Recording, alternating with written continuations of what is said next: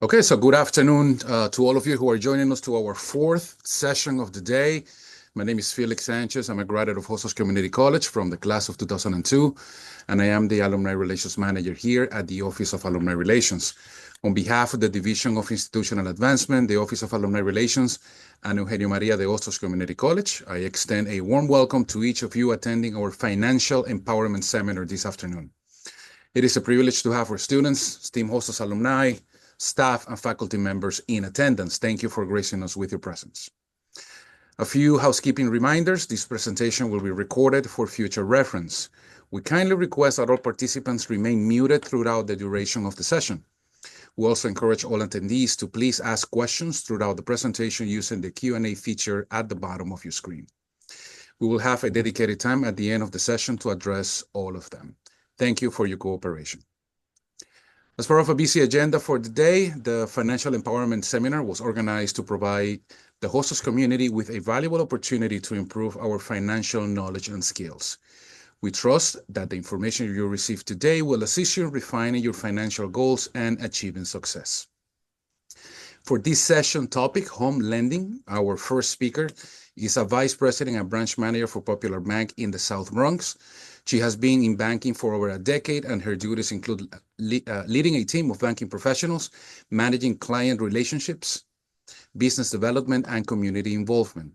She is certified in financial literacy as well as commercial and consumer credit and holds her notary public license. On her downtime, she likes to travel and spend time with her friends and family. Ladies and gentlemen, in a couple of minutes, she will be here, Ms. Ileana Rivera. And our second speaker boasts over 30 years of experience in the banking industry, starting as a teller and eventually transitioning to the mortgage department. Her time in the mortgage department sparked a passion for helping clients secure financing for their homes. She collaborates closely with non-for-profit organizations to educate clients on the path to homeownership. With a master's degree in education and a public notary license, she is well equipped to guide clients through the complex process of purchasing a home. Witnessing the joy on clients' faces when they become homeowners for the first time brings her immense satisfaction. And she's grateful for the opportunity to be a part of the journey towards the significant milestone. I present to you our second speaker, Ms. Evette Monteith. Welcome, Evette. Thank you for being here. Thank you so much for having me, Felix. So I believe Ileana is here as well. Yes, hello, Felix and everyone. Thank you for joining this afternoon. Ileana, welcome. Thank you for being here. No worries. Thank you for the invite. Want to thank Felix and the Hostos partnership for allowing Popular Bank to be a part of this financial literacy session for the 3 p.m. I do have Evette, who has an extensive and wonderful presentation that we are eager to present for all of you that are interested in home ownership, maybe first-time ownership as well. All questions will definitely be geared towards the end for Q&A time. We'll definitely have some time available. So I guess, Felix, you let us know when we can start sharing the screen. I will share the screen, and then Evette would continue with the presentation. The floor is all yours. You have admin rights to share. Thank you.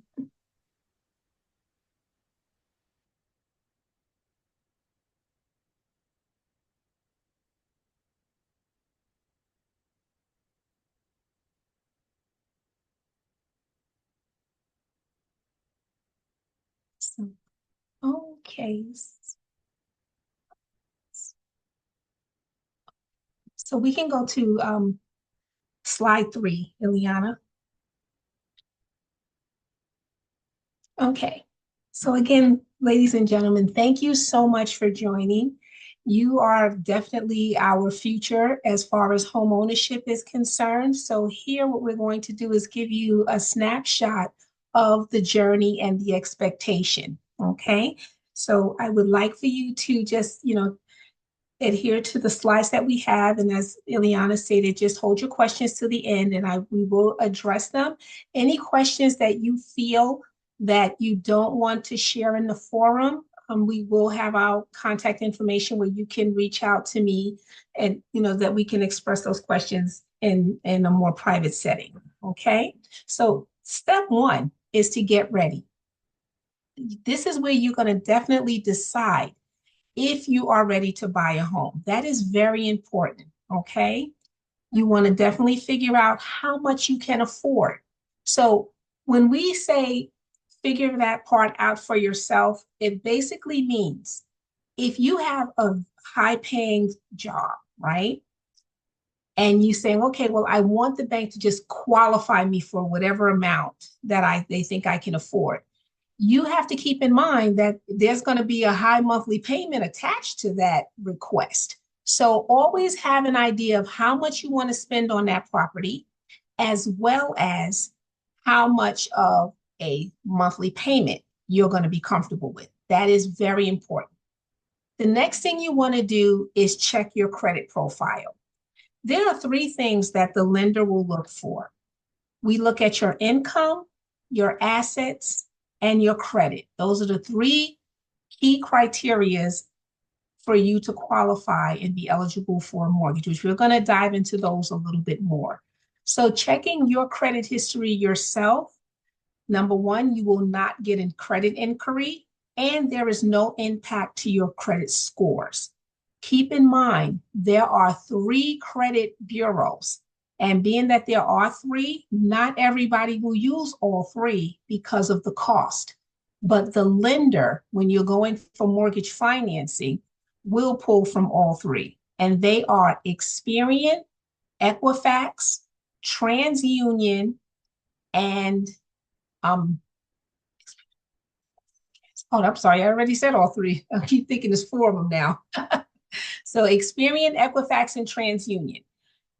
Pull your reports from all 3. See what is on there. I cannot stress how identity theft is horrific. So if you're looking at your credit ever so often, you'll be able to see if there's something that's on there that shouldn't be. You need to get on the phone so that you can find out what's going on. The one thing that's really nice now is that if you do have credit cards, what happens is your credit card companies are actually giving you the opportunity to look at your score, or better yet, they're even letting you know if someone has looked at your credit, you'll get like maybe a ping from or a text on your message, hey, did you just apply for this credit, and things like that. Your lender is even doing that for you.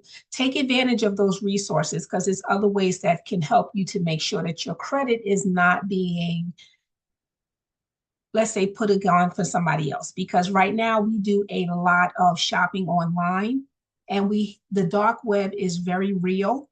They can attach themselves to your information, and next thing you know, you're looking at all of these bills that you never ever created. So the best way to defend it is to monitor your credit. Step 2, you need to always figure out your financing. That's the key piece. So rather you're going to be doing it by yourself or you're doing it with a partner, figure out the financing piece, because at the end of it, you are responsible for that payment that's going to come from that mortgage. Learn about the mortgages and other financing options. Here at Popular, we're going to explore different things that we can do here, but you may have an attachment to, you have banks of your own. Always explore and ask questions. That's the key thing, the most important piece. Ask as many questions as you want so that you can have that comfort level. But look at the options that are available to you before you make a decision, which brings us to the next bullet point of shopping around. Shopping around does not mean that you have to, if you go to 3 different banks, you have to allow them to pull your credit report to give you information. Here at Popular, if you contact me and you want information based on my mortgage products, I'm going to give you that information. I'm not going to ask you a cost of, let me pull your credit to see what it looks like. That should not be a part of it. I can ask some basic questions of you to give me an idea of what would be the best products that would be suitable for you. So that's what we mean about shop around. But if you do come across some aggression, which you will, some lenders can be very aggressive and tell you you have to give them that information and let them pull your credit so that they can see what it is before they give you information. That is absolutely false. You should be able to obtain information without having someone pull your credit. And if they are very persistent, then you need to move on and let them go. always get pre-qualified or pre-approved, okay? What basically means is that the lender is going to look at the information that I spoke of, income, assets, and credit, provide you a letter on their letterhead. When you are ready to start that home ownership journey, realtors are not going to allow you to look at properties or anything else until you have a letter in place, because they want us to make sure that your financing is in place. Okay, so please keep that in mind. Next slide.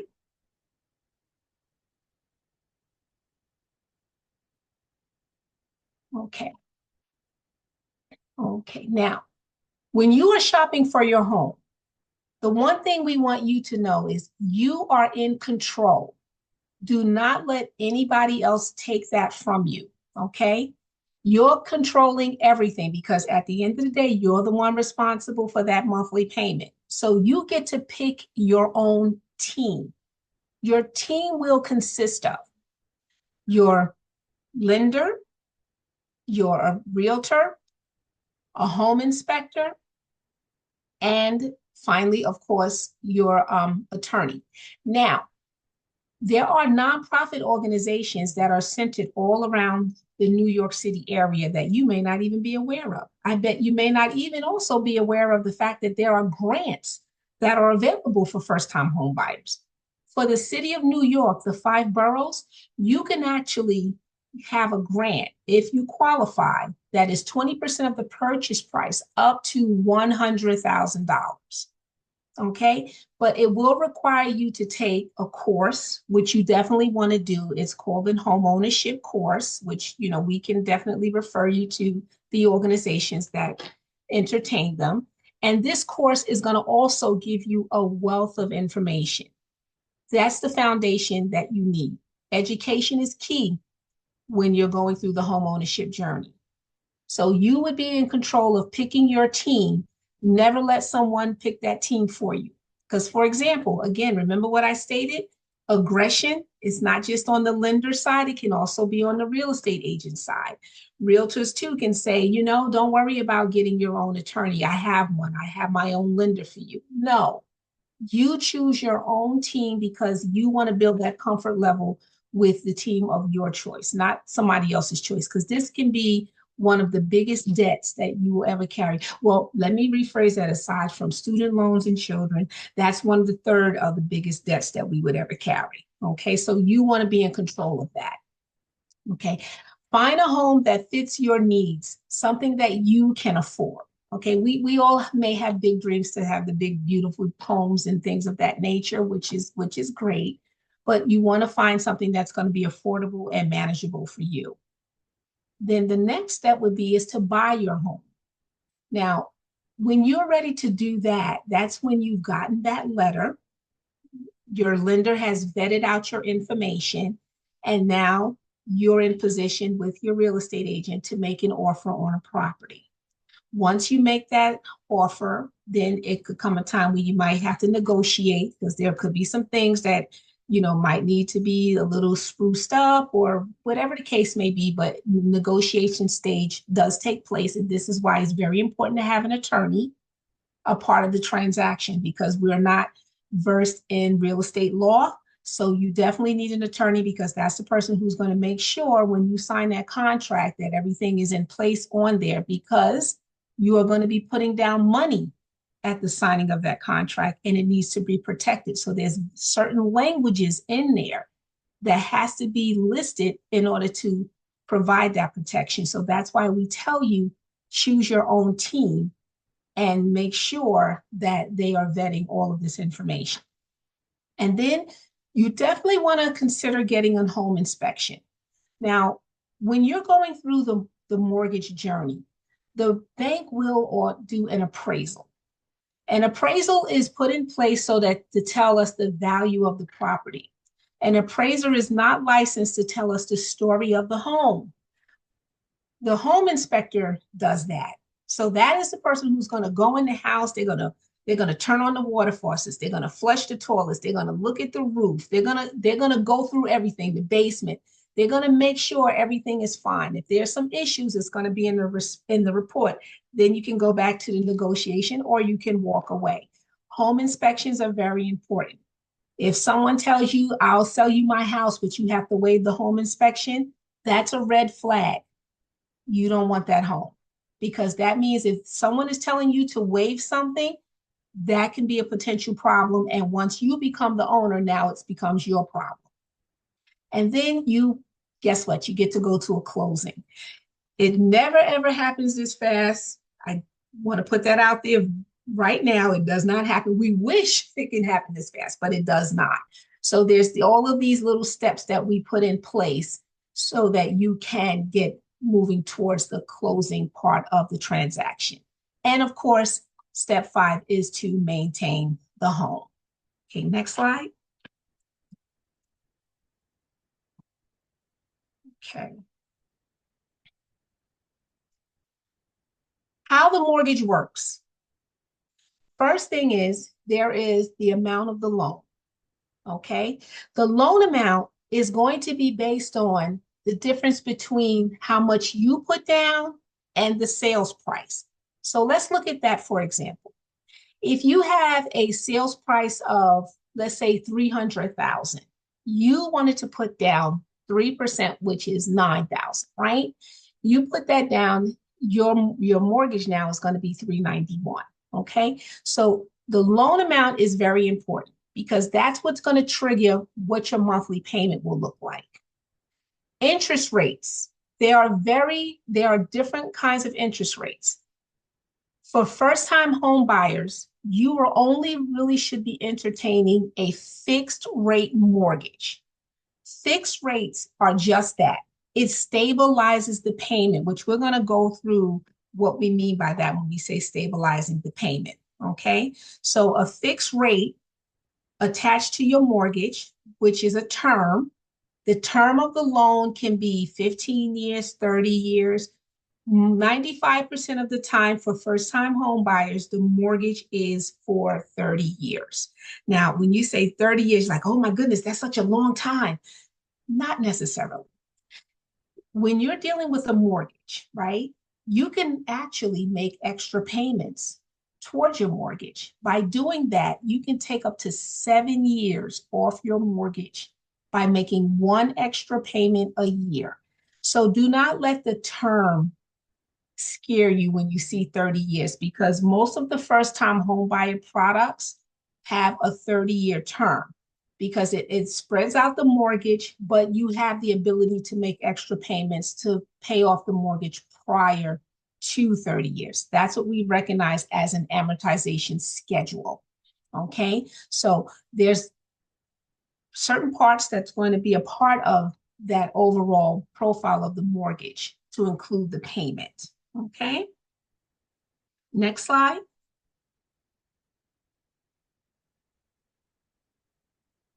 Okay, now, when we're looking at your information, the first thing we're looking at is your income. I need you to be aware that when the bank looks at your income, we are going to take your gross monthly income, and that's how we determine your spending power. Okay, so when we're looking at your income, first and foremost, you need to be working concurrently for 2 years. You have to provide income documentation, meaning we want to see 2 years of tax returns with your W-2s and your pay stubs. We go by what you gross, not what you take home. So when we tell you what that payment is, you need to kind of determine if that's going to be affordable for you, because the lender only looks at what we see on paper. There's other things that hit our payroll, right? You might have to put away car fare. We have to buy food, utilities. All of these things are not going to be presented on your mortgage transaction. We're only looking at what's on your credit report and your income. So other things that are hitting on the outside, we're not going to see. So once we tell you this is the monthly payment, you need to look at that to see if that's going to be something that's going to be affordable for you. Okay, so please keep that in mind. It's very important that you know that we go by what you gross, not what you take home. So even if you're receiving any other types of income, if you're self-employed, wonderful thing, 2-year history applies because we need to see the generation of the income. So once we have that documentation, we review it, we determine what your income is, and then the next thing that we move forward to look at is your credit. Now, I'm going to tell you something about credit. With credit, you do not co-sign for anyone, okay? That is key. Do not co-sign for anyone, because when you co-sign for someone, unfortunately, it becomes your debt. And if that person isn't making the payments on time, it's affecting your credit. So please keep that in mind if someone is asking you to co-sign. And another thing we want you to be aware of, remember I just told you about those grants and things that could be available to you as a first-time home buyer. So if you decided to help somebody else buy their home and now their mortgage is on your credit report, you will not be looked at as a first-time home buyer, and now you are not able to take advantage of any of those resources that I spoke of. So keep that in mind. Your credit needs to be very good. That's number one. Number two, credit scores. The ceiling used to be 750. Now it has jumped to 850. So you want your credit to be in the 700 range. And the reason I say that, because by having a higher credit score, it more so determines that you are going to have no issues getting that mortgage that you want approved. Okay, so it's very important that you keep your credit in very good standing when you're ready to go for mortgage financing. And as I said, please look at your credit periodically. Make sure what's on there belongs to you. Okay, we no longer recognize what we call as authorized users. Now, what that is, let's say mom has a credit card and she added you on. So, to kind of, it used to can help you to build credit, not anymore. When we see on the credit report, it says authorized user, we know that that is not your account. You're not legally responsible for that account. So it really now, it does not help to support you getting the financing that you want. You want to have 3 active credit accounts. Credit consists of trade lines. The trade lines are your installment accounts, and then you have revolving accounts. Installment accounts are your car loans, personal loans, student loans, right? Then you have your revolving accounts, which are your store cards like Visa, MasterCard, Target. Those are your revolving accounts. And the reason they're revolving is because every time you make a payment, it's readily available for you to utilize again. So those types of accounts, we will continue to hold as debt against you. Now, when we're looking at the installment piece, if you have less than 10 payments left, guess what? We won't even hold it as debt against you. That's the nice part about it. So if it's less than 10 payments, we will not hold it as debt. Now, I know many of you may be saying, what about those student loans? What if they're in deferment? If they're in deferment and you can't provide a letter from the student loan department telling us what the monthly payment is, the lender is going to apply a payment to the loan because eventually you're going to have to make payments towards it. The rule of thumb is 1% of the overall loan amount. So for example, if your loan balance on your student loan is $20,000, that's a $200 payment. That's going to be a part of your debt, which brings us to the various acronyms that we use in the mortgage industry, right? So let's go back to the other one, Ileana. It's called DTI, which stands for debt to income ratio. We have ratios that we adhere to. These ratios are in place to help you and to help the bank to see that the payment that you're looking to achieve is affordable. So the debt to income ratio will consist of the overall mortgage payment plus whatever monthly payments appear on your credit report. We combine that together, we take that sum, and we divide it by your gross monthly income. If that ratio comes out to be, let's say, between 45 and 48, you're golden. If it comes out to be 49 and above, we might have to either reduce your loan amount or say, hey, you may have to pay off something in order to get it in line. So be mindful of that. Key piece here, you want to keep your debts low. How do we do that? We keep our balances away from the limits. So looking at credit cards, right?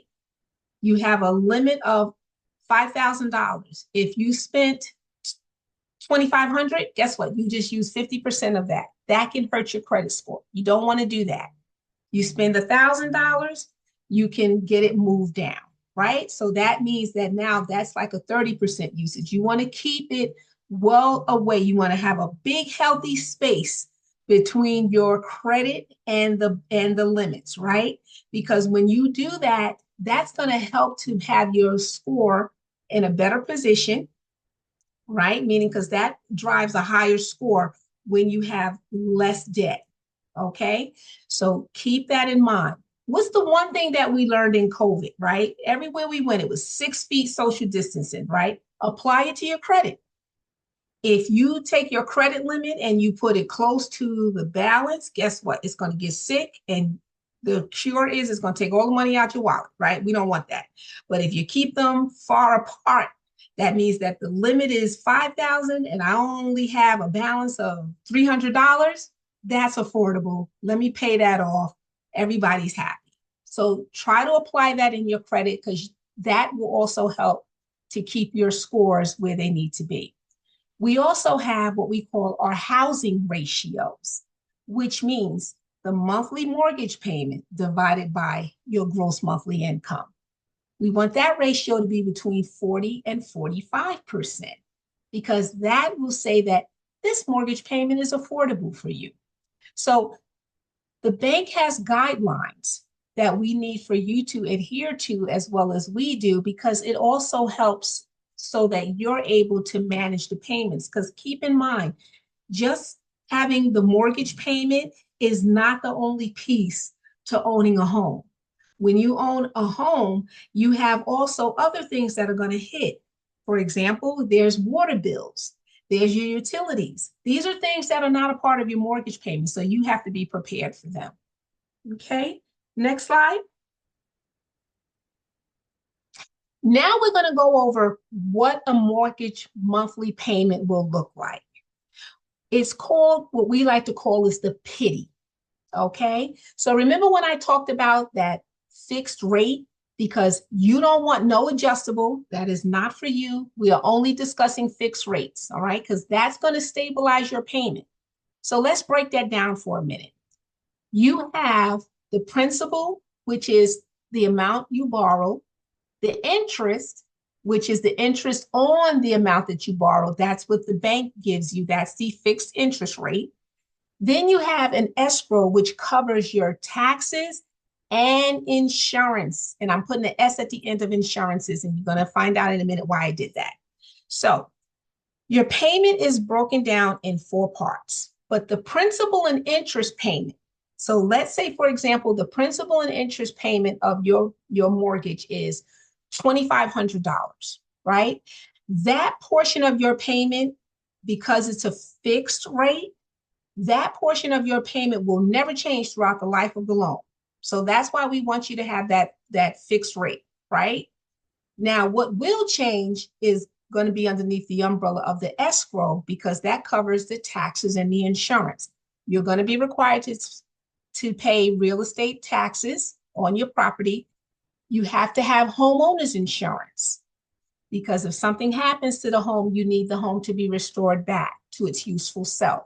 In addition to that insurance, if you put down less than 20% on the purchase of your home, now you're going to be required to pay what we call as private mortgage insurance, which is PMI. You're going to hear that a lot.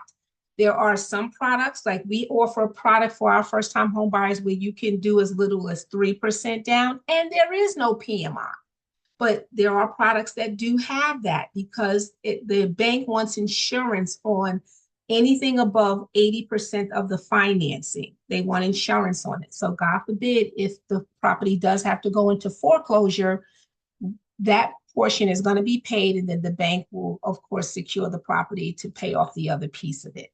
So your pity is your actual monthly mortgage payment. And if you are putting down less than 20% and you're not utilizing one of those products like we have, where you don't have to pay PMI, that will be a part of it as well, which also increases your payment.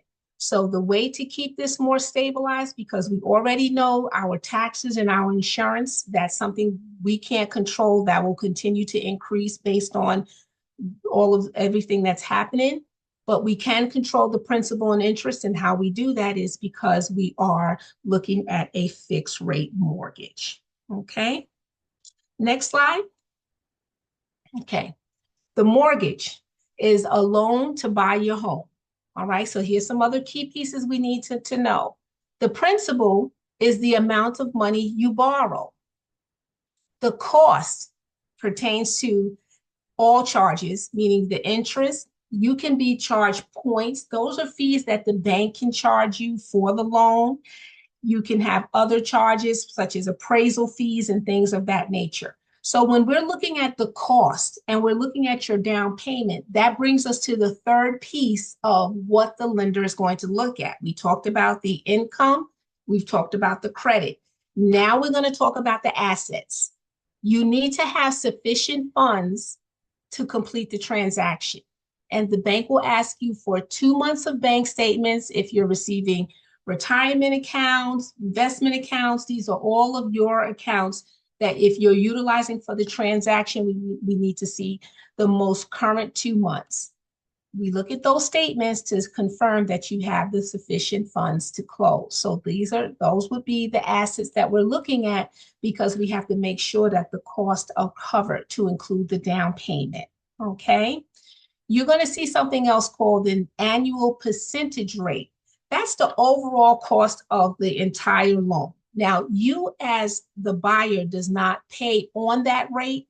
Once you go to your closing and you sign off on the transaction, that goes away. The only rate that you're paying on is that fixed rate that's attached to your mortgage. The annual percentage rate, which is the APR, is just a calculation used by the bank to show the total cost of the transaction. Okay, so we want you to be aware that here at Popular, we have gone through all of our branch network to do different types of homeownership courses, as what you're seeing right now. This is kind of a snapshot of it, but these are things that we want you to be aware of, so that when you are ready to start that journey, you have some foundation of what needs to be done. And this way, so no one can hopefully not take advantage of you, because unfortunately, we do have a lot of one-stop shops out there. Next slide.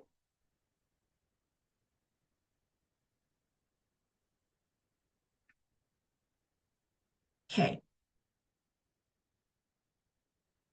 Last but not least, know your loan.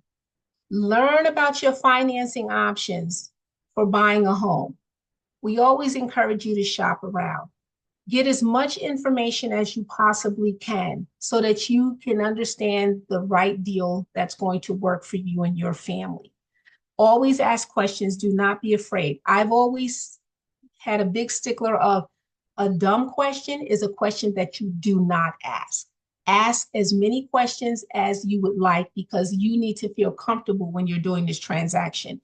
You want to work with someone who is going to be there to assist you through this whole journey and be able to address your questions. I work with nothing but first-time home buyers, because there's a lot of hand-holding that needs to be done. There's so much that you don't know. It'll be a little fear there, but hopefully with us guiding you through it and with the experience that we offer, it will be a better experience for you. But the key piece is first getting this foundation, which we are so appreciative that we were able to give for you today.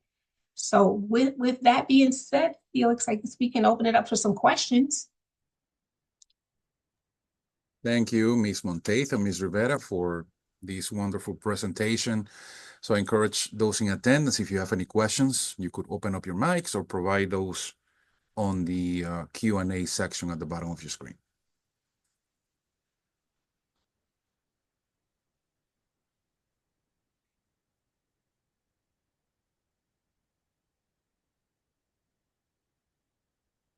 Not everyone at the same time.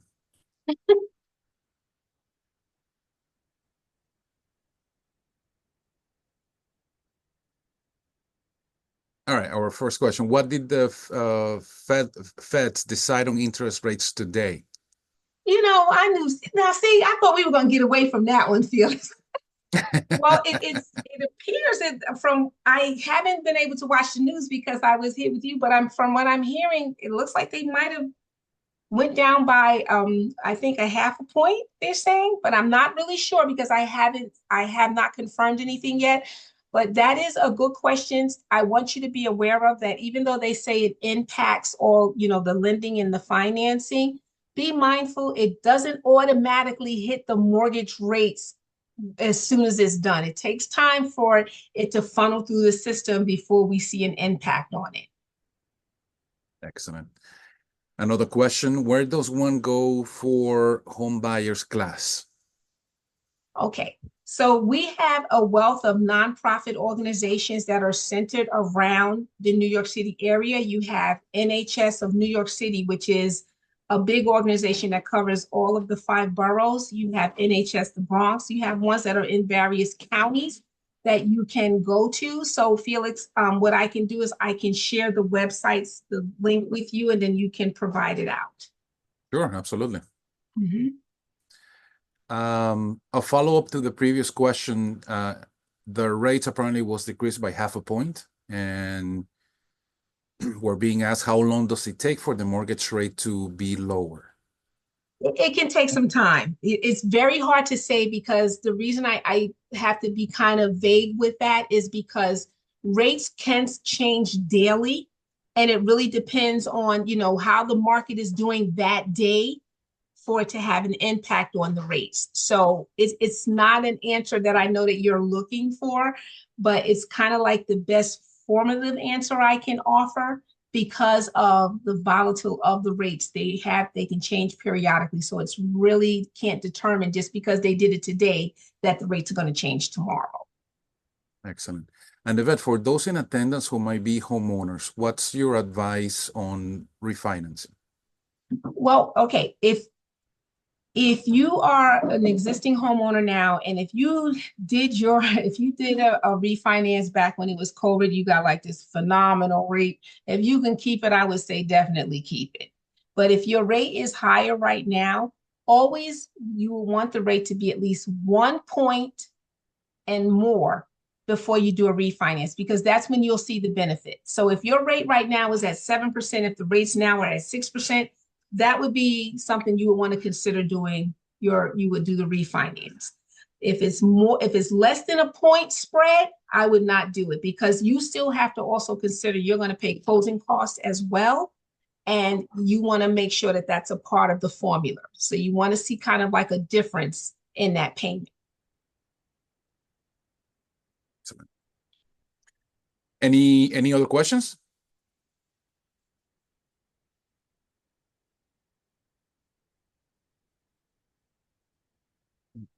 Going once, going twice. Okay, so what I will do is, Felix, I'm going to put in the chat, I will put my email address and my cell number, because sometimes there's questions, as I said, you may not be comfortable asking in the forum. So please feel free. You can reach out to me directly and I can address any question that you may have had that you weren't comfortable stating in the forum. Absolutely.